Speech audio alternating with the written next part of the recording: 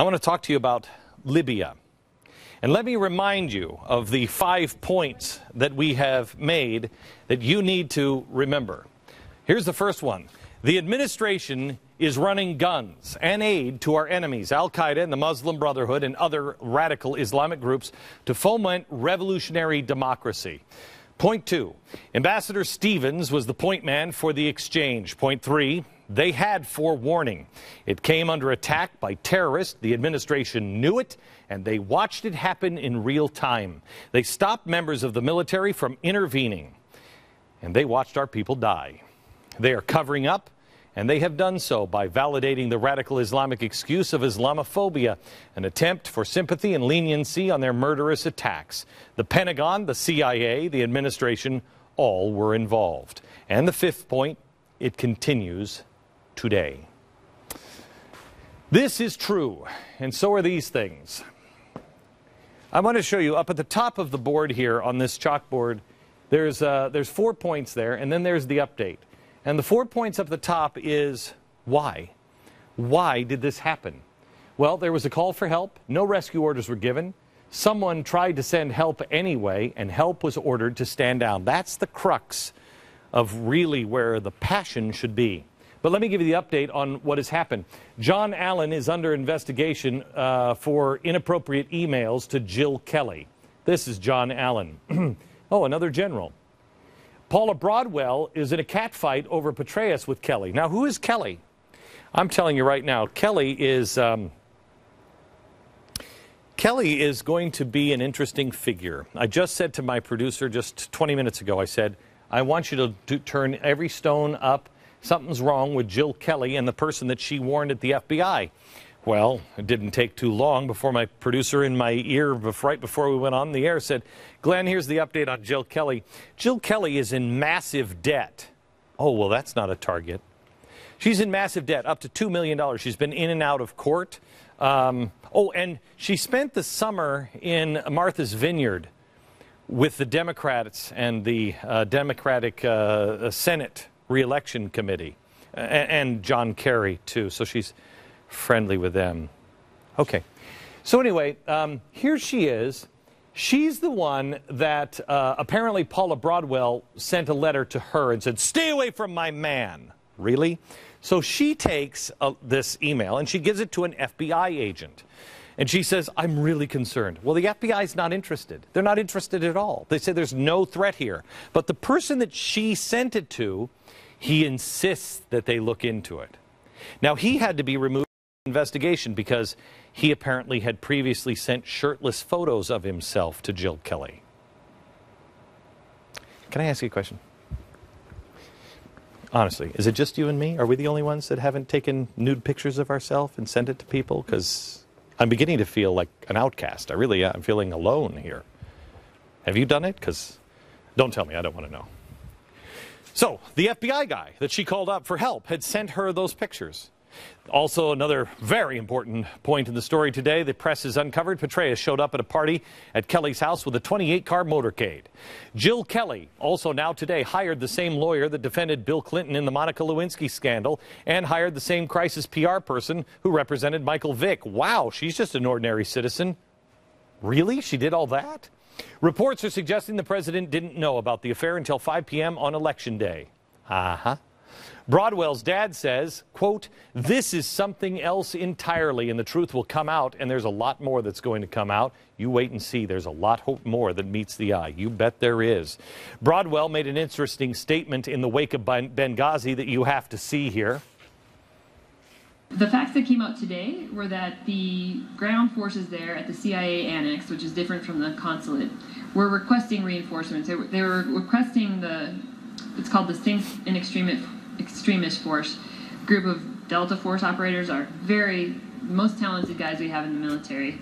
They could have come and reinforced the consulate and the CIA annex that were under attack.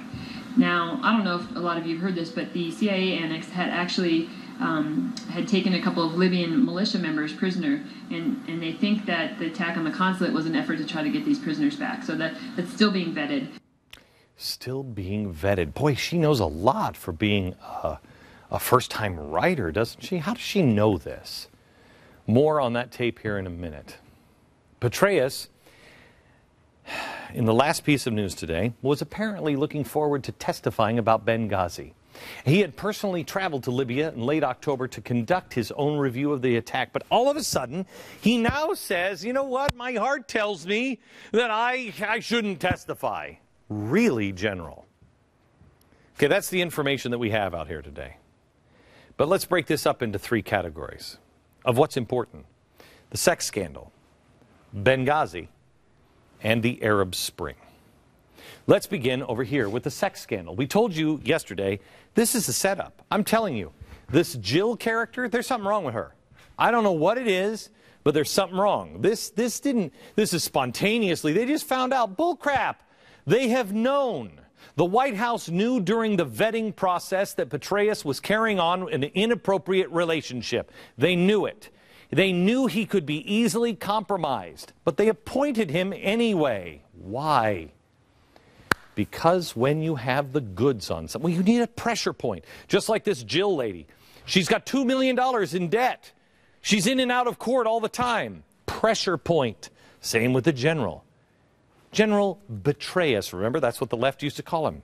And now he was put up to head up the CIA? Really? Of course. They have a pressure point. And now he's being discredited.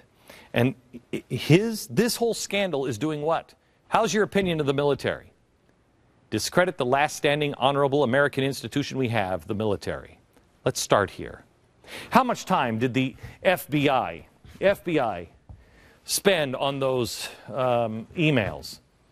I mean, they followed through on a letter where the rest of the people in the FBI said there was no threat. Yet the one guy who was sending pictures of himself shirtless, he insists, we got to talk about this. You got to do something. There's a threat here.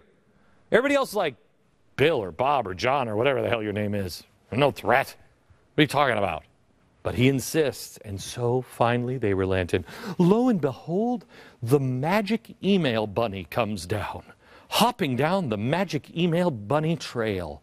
Hippity hop, and look what he's got in his basket, General Petraeus. One complaint from a non-governmental employee, and the FBI goes full throttle and grants itself access to hundreds of thousands of pages of emails and documents. For what? How much time did they spend at the safe house in Libya? A day? An afternoon? 3 weeks later? And now they've done a thorough search at Broadwell's home. This makes no sense unless your goal is to distract and discredit the military and blame all of the problems on someone else, or at least distract the media. This scandal is exactly the same tactic the Obama administration used when Benghazi first happened. Distract and discredit. This is not us. It's not us. You know what it is the anti-Islamic video. That's what it is on YouTube. And there's no difference between the Islamic video and the sex scandal. Both of those things happened, but neither of them are the real story. Remember, let's see what, remember, the only thing left in our country we believe in, the military, right? Our cops. Do you remember the other sex scandal this year? It's from the Secret Service. Name the last time you heard of a bad sex scandal with the Secret Service. It included the Secret Service, it included the military, it included the Air Force, it included everybody. The most trusted group of men going into a foreign country and making it with a bunch of hookers. Really? The Secret Service crazed sex maniacs with hookers. Wow. Now, when that happened, I told you, look for the White House connections. The White House was involved. Months later, we discovered that they were involved. But by then, nobody cared. Look at the Secret Service. You can't trust them. Secret Service and hookers, you know. Now, the CIA director and a 4-star general caught having sex under the desk and sending tens of thousands of pages worth of inappropriate material. Whoa, that is dedication. General, after all the inappropriate communication, is there any time at all left in the day for real, actual work? And the FBI agent, the one who processed the harassing email complaint, reported the incident, even though he was implicating himself, because he had sent the shirtless pictures of himself. Really? Whoa. What are the odds? I have incredible respect for the military and the FBI. But I have to ask you a question again. Are we the only ones that aren't sending pictures of ourselves naked in the internet? Are we the only ones that aren't, having sex under a desk? Is anybody in the military, in the Secret Service, or the FBI clean? Because it sure doesn't seem that way anymore. Oh, wait a minute. That's right. Discredit. Here's what keeps coming to mind. Restoring honor. When we stood together in the mall in Washington, I told you, clean the garbage out of your own life. Clean up every mess. It's pretty obvious that not everybody took that advice. And if you still haven't, I suggest you get right with right. You get right with God and those you have wronged. You do it now. Walk with integrity and merit and honor and virtue. You'll sleep well at night. You'll be fine. But if you continue in wrongdoing and hiding skeletons in your closet, you're going to be found out. There's a purifying fire coming, and you're seeing what's happening to people right now. These people in Washington are really bad people, and they will use anything, any pressure point, and you will fold. This today, I believe, is all about discrediting the military while distracting the media. Now, what's allowing this to happen? Well, what's allowing this to happen is we've forgotten George Washington. This is the original. There's only 3 of these that we know of. This is the original Badge of Merit certificate given by George Washington. If you zoom in, you'll be able to see his signature there. This is for a military member. George Washington knew the only way we're going to win this war is if we are people of merit. I'm telling you right now, the only way we're going to win is if we are people of honor and merit. And not be people of honor and merit, it's going to lead to more of the stuff that we have. If there's no merit or honor left, at the highest levels of our administration, of our government and Congress, of the military, of our businesses, then real trouble is ahead. And you know what? Look at our businesses. Where's the honor? Where's the merit? Where's the virtue? We just had a guy who was running for president who Saturday Night Live this weekend was making fun of because they said he was on a milk binge. We dismissed him. And we elected for more of this. Now, let me play the Broadwell clip one more time here. Listen to her. Now, I don't know if a lot of you have heard this, but the CIA annex had actually had taken a couple of Libyan militia members prisoner, and they think that the attack on the consulate was an effort to try to get these prisoners back. So that's still being vetted. Still being vetted. Okay, the troubling language here to many on the inside is that last part. It's still being vetted. How do you know? You're a graduate student. You wrote one book. Where'd you get that information? Not tough to figure out, is it? Second, if that's true, and we're holding Al-Qaeda members there, wouldn't that go against Obama's 2009 executive order, number 13493, says we're no longer allowed to carry out detentions like this? Why is it being allowed to happen? Either agents on the ground for the CIA and the military are going rogue, or the Obama administration is up to something else. I personally don't believe we had detainees there, but we might have. I mean, who knows? I have no idea anymore. I think this goes back to gun running operations. We know from the New York Times that we are, hear me America, running guns from Libya to the Syrian border.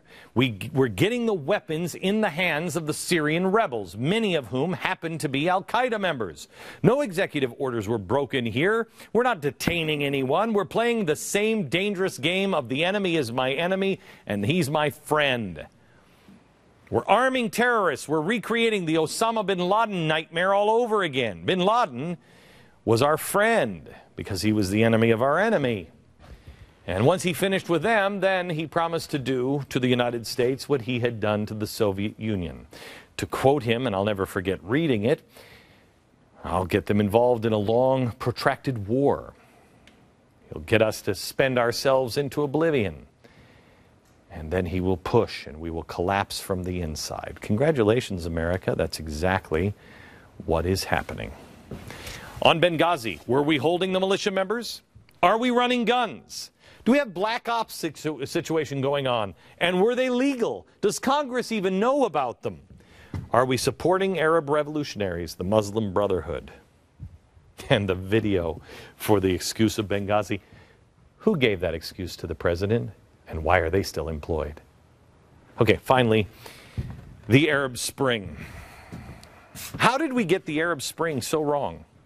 Remember what the administration told us about the Arab Spring. They said that it would be great, and the Muslim Brotherhood, just a bunch of Jeffersonian secular guys. No chance of radicalism whatsoever. They're just a group of great people.